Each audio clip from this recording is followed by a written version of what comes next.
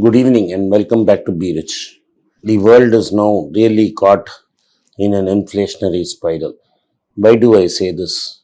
First, let's look at the news from Europe. Eurozone inflation is at 8.1. Germany's inflation is at 8.7. The Bundesbank must be having a heart attack.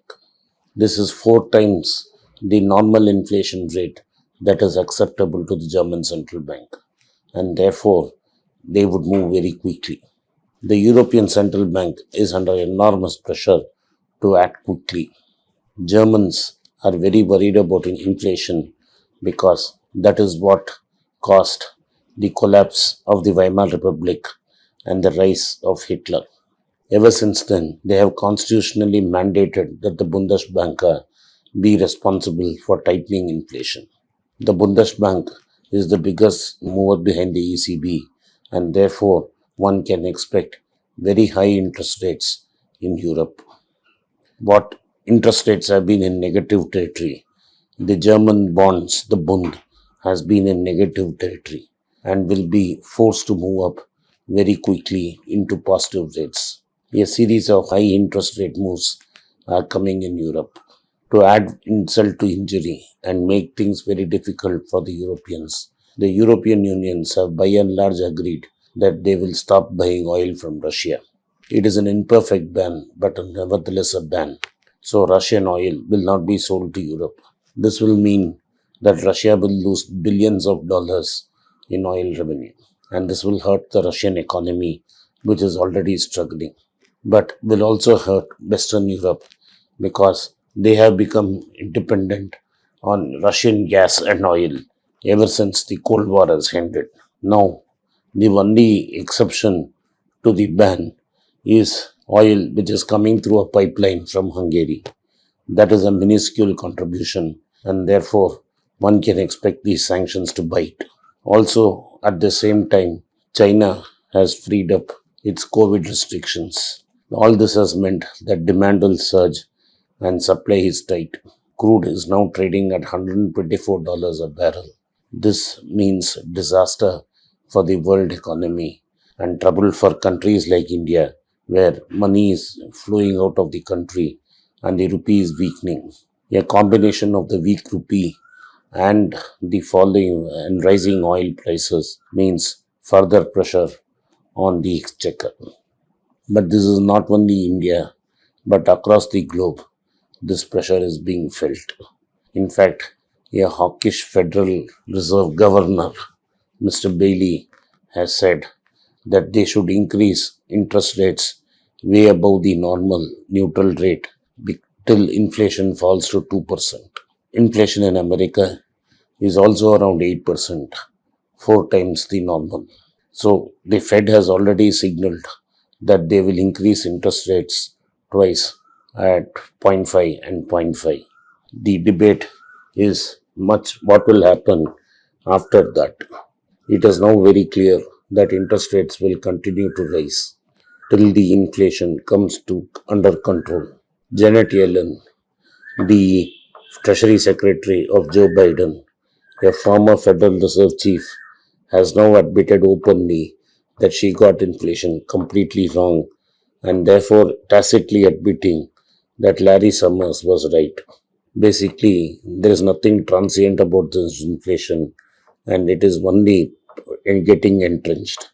Yesterday, Wall Street had a great article about people shutting down restaurants, pools, and other public services during the peak summer season because they are not getting enough people. In fact, several small communities are forcing to shut down swimming pools because lifeguards are not available, and even though these authorities are willing to pay $2,500. There are reports that ice cream stores, small wayside restaurants, are now being forced to shut their shops earlier because simply there is nobody to serve them. And any attempt to recruit people is failing because nobody seems to be responding to advertisements. There is a critical shortage of labor in small America. This small America contributes quite a bit to the local economy, especially during the driving season. The driving season in America starts in June and goes till August when people take breaks from office and schools are closed and people drive from one place to another. Rising gasoline prices have made this already expensive. Long queues in all service stations and shops and restaurants is making things very difficult.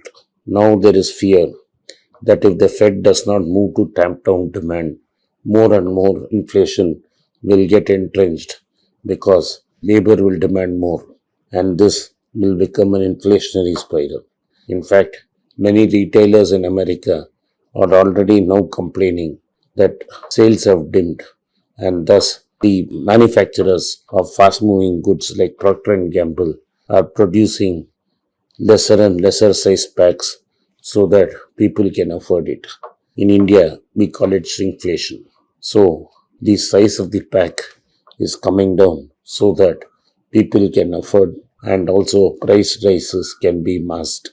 But the way the retail sales numbers have come in America, it is more or less certain that inflation is going to remain stubbornly high. In terms of the Indian market, there is further bad news in the sense worldwide there is a shortage of potash. Potash is an important nutrient fertilizer which is used in crops across the world, including India. And Russia and Belarus are two major suppliers of potash. The non availability of potash from these two sources due to sanctions is pushing up the price of potash in the global markets. This will mean in countries like India, even if monsoon is normal, governments will have to revise fertilizer subsidy higher so as to make sure that the crops remain sown. Otherwise, you can have greater inflation next year. So there is a feedback loop happening with higher pay, higher commodity prices, fueling a greater inflation. The only way to stop this is aggressive policy action. The Fed and the markets seem to be living in denial. Thank you for watching. Be rich. If you like this content, hit the subscribe button and turn on the bell notification. If you do not turn on the bell notification, you will not be notified every time we put a video. Once again, I thank you for your support to Be Rich. I have written 2 books in English, The Alchemy of Money and Ordinary Stocks, Extraordinary Profits. These books are published by us and are ready. If you want to procure a copy, send us a message to the WhatsApp number given below and my team would respond to you. Finally, those who wish to consult with me can send a mail to berichenglish@gmail.com. Once again, I thank you for your support. If you like this video, press the subscribe button of my channel, hit the like button and turn on the bell notification.